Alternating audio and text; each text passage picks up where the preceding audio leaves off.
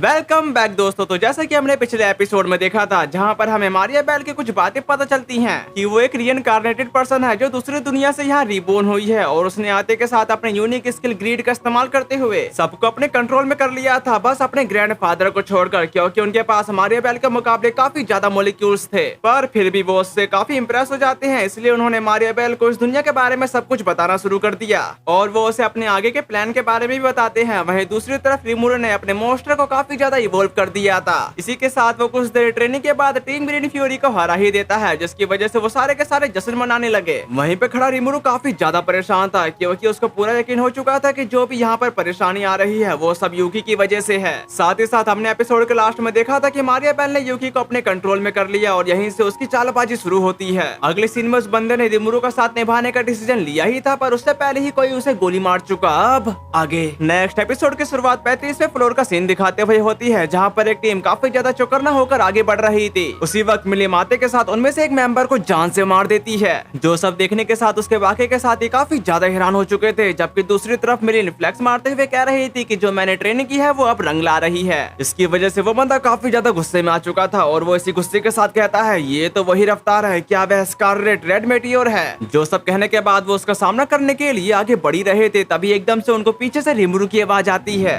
जो कि एक स्पेल कास्ट करते हुए कह रहा था, हे बहती हवा बवंडर बन जा और मेरे दुश्मन को फाड़ दे। इस पे वो दोनों बंदे घबराते हुए कहने लगे थे, वह स्पेल कहते हैं कि जो कोई भी उन लपटों को देख लेता है वह जिंदा वापस नहीं लौटता और ये है blue reaper the blue death है। दूसरी तरफ blue death red wing tornado blade का इस्तेमाल करते हुए उन दोनों पर एक साथ अटैक कर देता है और उसके एक ही अटैक की वजह से वो दोनों एलिमिनेट हो जाते हैं, जिसकी वजह से वो तीनों के तीनों घबरा चुके थे। साथ ही वो कहने लगे थे, लालत है, वह शुरू से ही हमारे पिछली टुकड़ी के पीछे पड़े थे, लेकिन तुम्हें इसकी कीमत चुकानी पड़ेगी। और जब वो ऐसा कह ही रहे थे, तभी डम्बलडोर राम रिसाते के साथ उनमें से एक बंदे को निपटा ही देती है। यहाँ तक कि वेल्डोरा एक शानदार एंट्री करने के साथ उस दूसरे बंदे को जान से ही मार दिया था और रामरेस का टाइटल है heavy armour of purple smoke. वहीं दूसरी तरफ खड़ा वेल्डोरा, जिसका टाइटल है द लाफिंग गोल्डन स्कल। फिर हम यहाँ पर देखते हैं जहाँ पर उस पार्टी का लीडर ही बचा हुआ था, यहाँ तक कि वो अपने सीक्रेट वेपन का इस्तेमाल करने ही वाला था, पर उससे पहले ही ब्लू रीपर अपना शायद उसकी गर्दन पर तानते हुए कहा, क्या तुमको लगता है कि तुम हमसे बच सकते हो? जो कहने के बाद उसने उस पर एक कट लगा दिया था, जिसकी वजह से वो मरते हुए कहने लगा, इन रेयर आइटम जिन्हें इकट्ठा करने में हमने काफी मेहनत की, पर तुमने इसका इस्तेमाल करने का मौका ही नहीं दिया।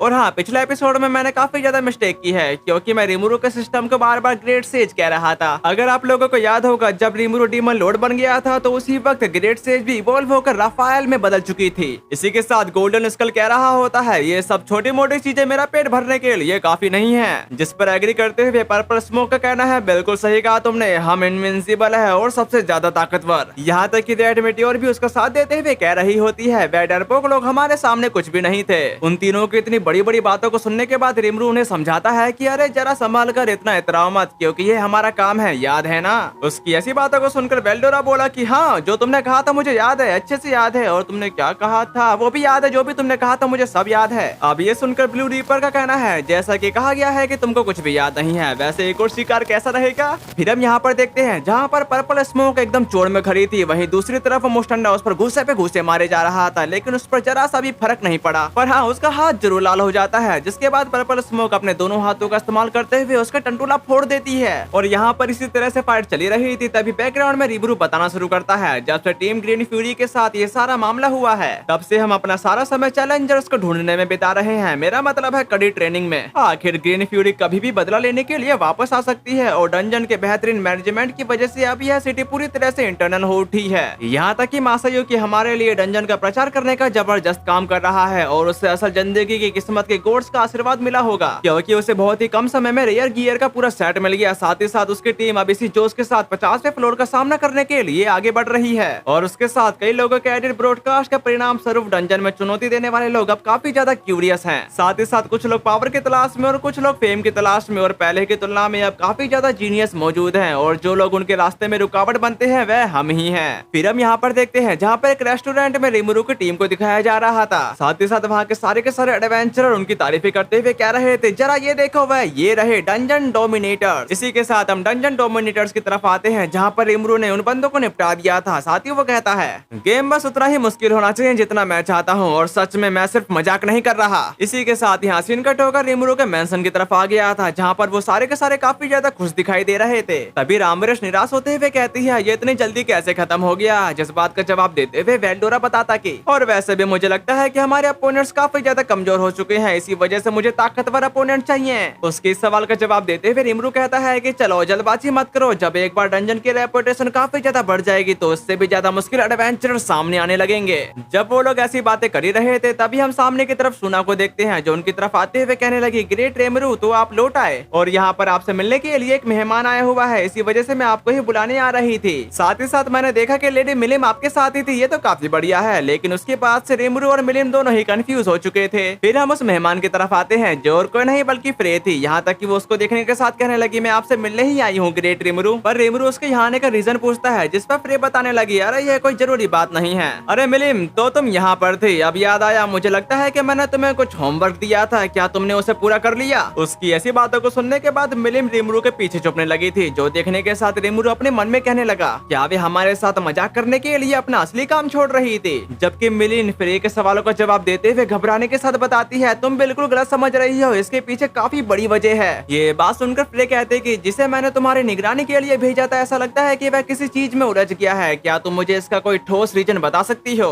ये सुनकर वो लोग काफी ज्यादा हैरान हो जाते हैं। जबकि मिलिन घबराते हुए कह रही थी, खैर मैं तो रेमरू और दूसरों के साथ, और वो इससे आगे कुछ भी कह पाती उससे पहले ही रेमरू साइड में हटते हुए कहा, अरे चलो अभी तुम्हें हमें बताना चाहिए था कि तुम्हें काम करना है। यहाँ तक कि वेल्डोरा भी उसका साथ छोड़ते हुए कहने लगा, मुझे माफ करना, हमने बिना सोचे समझे तुमको डंजन की तरफ घसीट लिया। साथ ही साथ अब बच गई थी रामरेस और वो भी उससे दूर होते हुए कही, काश तुमने हमें यह बता दिया होता। अब इन गद्दारों की ऐसी बातों को सुनने के बाद मिलिन उन पर गुस्सा करते हुए कह रही थी, मुझे विश्वास नहीं हो रहा कि तुमने मेरा साथ छोड़ दिया। वहीं दूसरी तरफ फ्रे अपने कदमों को धीरे धीरे बढ़ाते हुए उसी की तरफ आने लगी थी, जो देखकर मिलिम घबराते हुए कहती है कि फ्रे ऐसी बात नहीं है और प्लीज बस मेरी बात सुन लो। उसकी ऐसी बातों को सुनकर फ्रे अपने ईगल क्लो को तैयार करते हुए कहती है कि अरे बिल्कुल मैं जरूर करूंगी, उससे पहले तुम घर जाकर आराम से मुझे समझा सकती हो। इसी के साथ वो उसको घसीटते हुए वहाँ से ले जाने लगी और इस नजारे को देखते हुए रिमरू राहत की सांस लेते हुए कहता है, हम मुसीबत से दूर रहने में कामयाब रहे। फिर हम यहाँ पर देखते हैं जहाँ पर सुना रिमरू से सवाल कर रही थी, वैसे ग्रेट रिमरू तुम इतने समय से कहाँ थे और कहाँ पर थे। अब इन सवालों का जवाब क्या दिया जाए रिमरू को भी नहीं पता था, लेकिन वो बहाने मारते हुए बताना शुरू करता है, अरे जाहिर है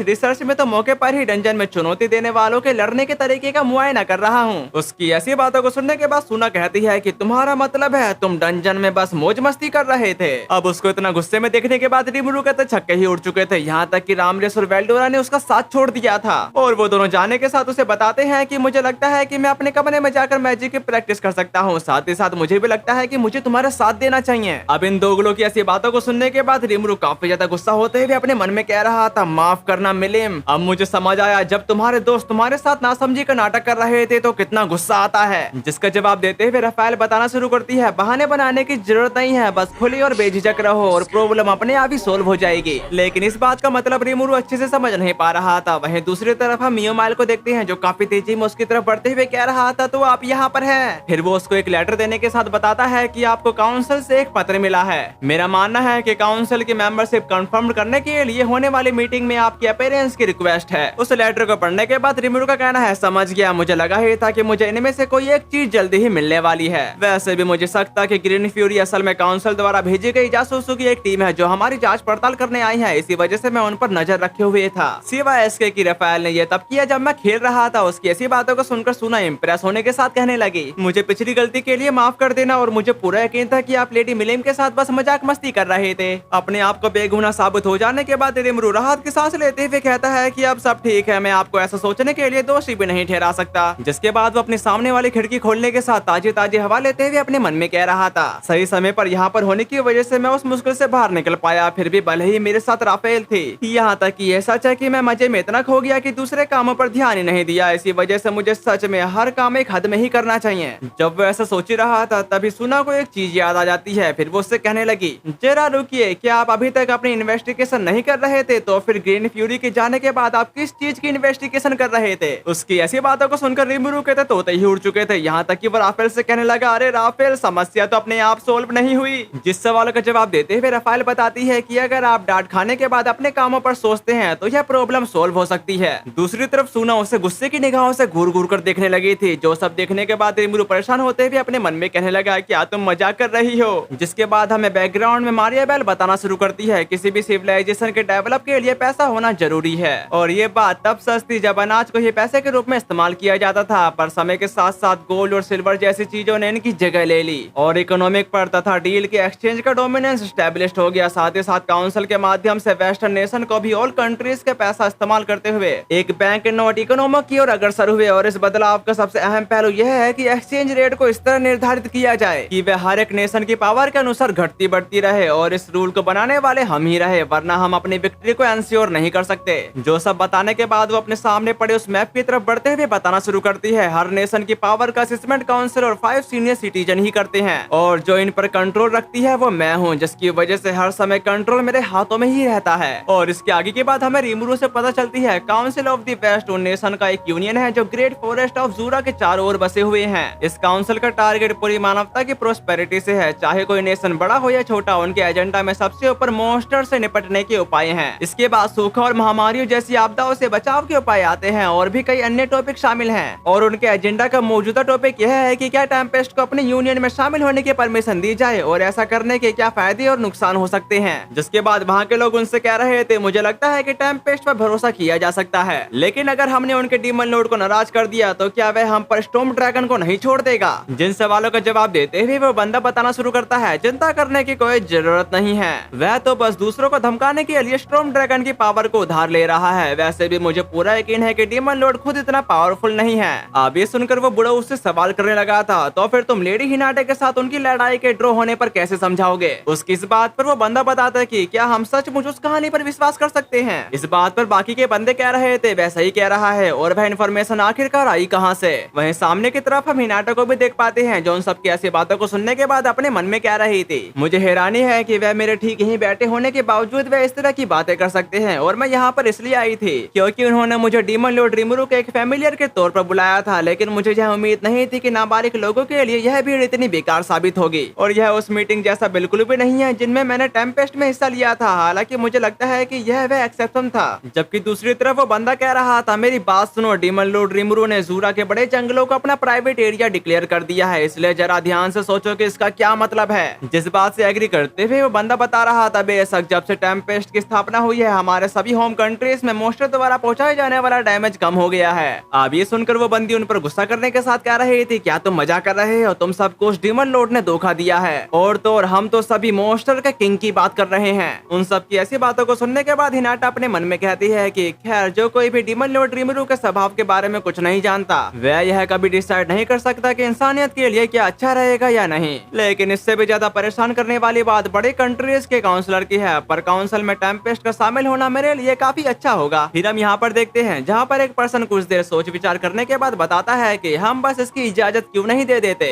अगर वह कहते हैं कि हमारे साथ शामिल होंगे तो उनका स्वागत करना चाहिए, हालांकि शायद हमें बदले में उनसे कोई गिफ्ट मांगना चाहिए। जिस बात से वो बंदा पूरी तरह से एग्री था, लेकिन दूसरा बंदा कहता है कि फिर भी हमें उन्हें उनकी जगह याद रखने की जरूरत है, और हमें यह जानना होगा कि क्या वे सच में हमारे इंटरनेशनल रूल्स को बनाए रखना चाहते हैं। उसकी इस बात पर वो पर्सन बताता कि मुझे वहाँ पर कोई प्रॉब्लम नजर नहीं आती, और तो और तुमने ड्यूक म्यूज के डाउनफॉल के बारे में अफवाह तो सुनी ही होगी, है ना। दूसरी तरफ उस बंदे का कहना है, क्या इससे सचमुच कोई फर्क पड़ता है कि डीमन लॉर्ड रीमुरू क्या प्लानिंग बना रहा है। वैसे तो असल में बस यही मायने रखता है कि हम उसका इस्तेमाल कैसे कर सकते हैं। उन सब की ऐसी बातों को सुनने के बाद वो बंदा बताना शुरू करता है, ठीक है, ईस्ट की रिसेंट एक्टिविटी को देखते हुए हमारे पास खुद को किसी डीमन लॉर्ड की मिलिट्री पावर से वंचित रखने का कोई कारण नहीं है। इस पे वही पर्सन बताने लगा था, जैसा कि मुझे पूरा यकीन है कि आप सभी को पता ही होगा, ईस्टर्न एम्पायर यानी नास्का नामेरियम एल्मारिया यूनाइटेड ईस्टर्न एम्पायर ने अपनी आर्मी को मोबिलाइज कर दिया है, और खबर है कि उन्होंने जोरों शोरों से मिलिट्री एक्सरसाइज भी शुरू कर दी है। अब ये सुनकर वहाँ के सारे लोग एकदम हैरान हो चुके थे, जबकि वो बुढ़ाऊ कहता है कि वह एक ऐसा मिलिट्री डोमिनेटेड नेशन है जिसने कई देशों को हड़प लिया है, अगर बैटल छिड़ गया तो हमारा क्या होगा। इस बात पर वहाँ के सारे लोग एग्री थे, जबकि वो पर्सन बताता कि शांत हो जाओ, कोई ये नहीं कह रहा है कि एम्पायर तुरंत कार्रवाई करेगा। जो सुनकर वो न्यू पर्सन कहा, पर इस समय हम शांत कैसे रह सकते हैं। उसकी इस बात पर वो बंदा बताता कि अब जब फालमुत किंगडम का अंत हो चुका है तो हमारे जैसे छोटे मोटे नेशन के पास किसी भी डिफेंसिव बैटल में टिकने का कोई मौका नहीं है। उसकी ऐसी बातों को सुनकर वो पर्सन कहता है कि इसलिए हमें इस मौके का इस्तेमाल अपने प्लान पर बात करने के लिए करना चाहिए।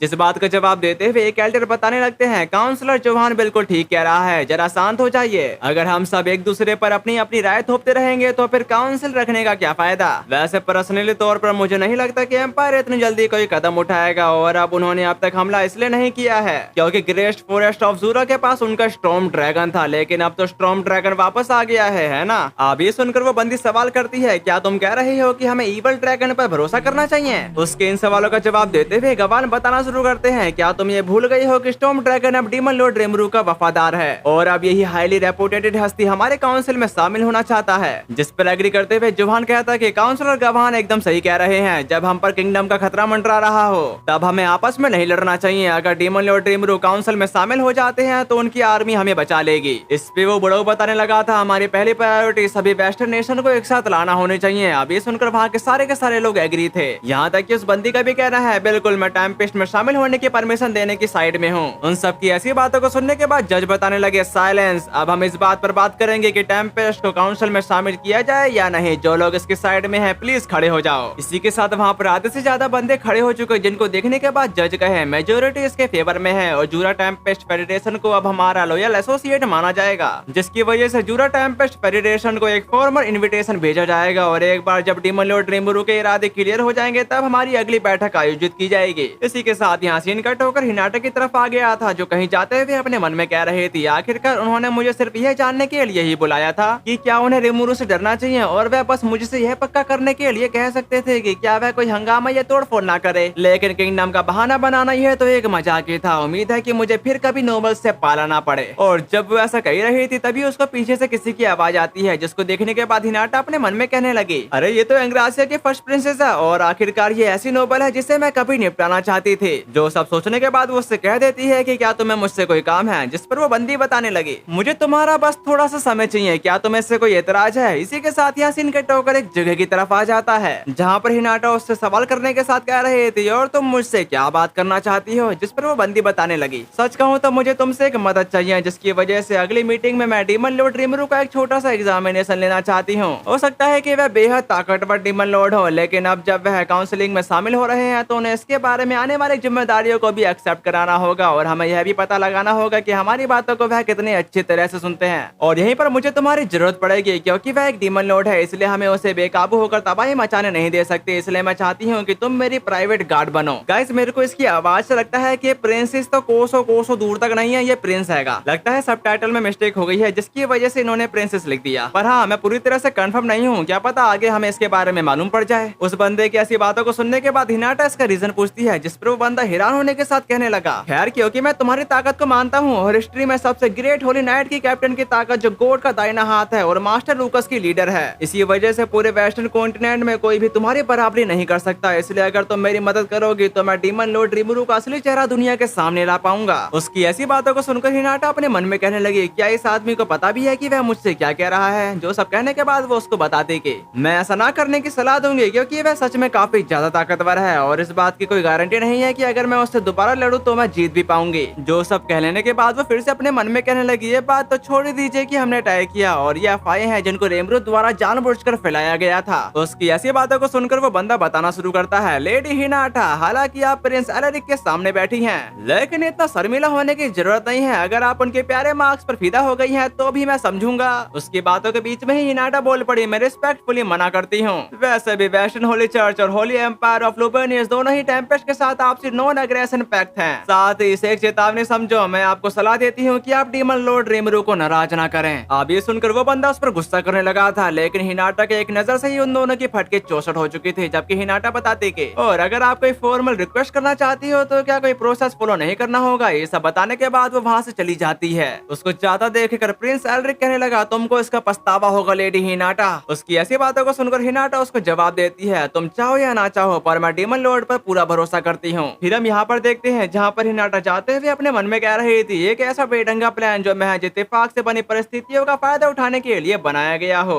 लेकिन उसका कोई नतीजा नहीं निकलेगा। फिर भी क्या होगा अगर किसी ने उस चर्चा और उस मीटिंग की पहले से ही कोई प्लानिंग बनाई हो, पर ऐसा नहीं हो सकता। उसके ऐसा कहते यहाँ से निकट होकर रिमरू की तरफ आ गया था, जो खुशी के मारे उछल कूद कर रहा होता है, जिसको देखते हुए सुना कहने लगी, ग्रेट रिमरू, क्या अब हम चलें? जिसके लिए रिमरू पूरी तरह से तैयार था, पर वहाँ पर अचानक से सियोन आते के साथ रिमरू का कचुम्बर बनाते हुए कहती है कि मुझे पीछे क्यों रहना पड़ रहा है, तुम तो शूना और बाकियों के साथ जा रहे हो, ऐसा नहीं चलेगा, ये ठीक नहीं है। उसके मसले को सुनने के बाद रिमरू अपनी एक्टिंग को शुरू करने के साथ उसे बताना शुरू करता है, सियोन तुम सिर्फ पीछे ही नहीं रहोगी, टेम्पेस्ट के ज्यादातर लोग अभी बाहर गए हुए हैं। इसका मतलब है कि इस जगह की प्रोटेक्शन सिर्फ तुम ही कर सकती हो, मेरी पहली सेक्रेटरी, क्या ये तुम करोगी? इसके लिए सियोन खुशी घुसे तैयार हो चुकी थी, जबकि रिमरू अपने मन में कहने लगा, मुझे नहीं लगता कि मैं उसे अभी किसी बड़ी सिटी में ले जा पाऊंगा। इसके बाद यासिन बाहर की तरफ आ गया था, जहाँ पर रिमरू उनसे कह रहा था, ठीक है हम सब यहाँ पर हैं और शियोन मेरी गैर मौजूदगी में इस जगह का अच्छे से ध्यान रखना। जिस पर शियोन पूरी तरह से एग्री थे। वहीं दूसरी तरफ रिमरू अपने टेलीपोर्टेशन सर्कल का इस्तेमाल करने के साथ यूनियन की तरफ रवाना हो चुका। और इसी के साथ हमारा ये वाला एपिसोड खत्म होता है। अगर आपको आज का एपिसोड अच्छा लगा है तो एक प्यारा सा लाइक करके कमेंट करके जरूर जाना। तो फिर मिलते हैं, सायोनारा।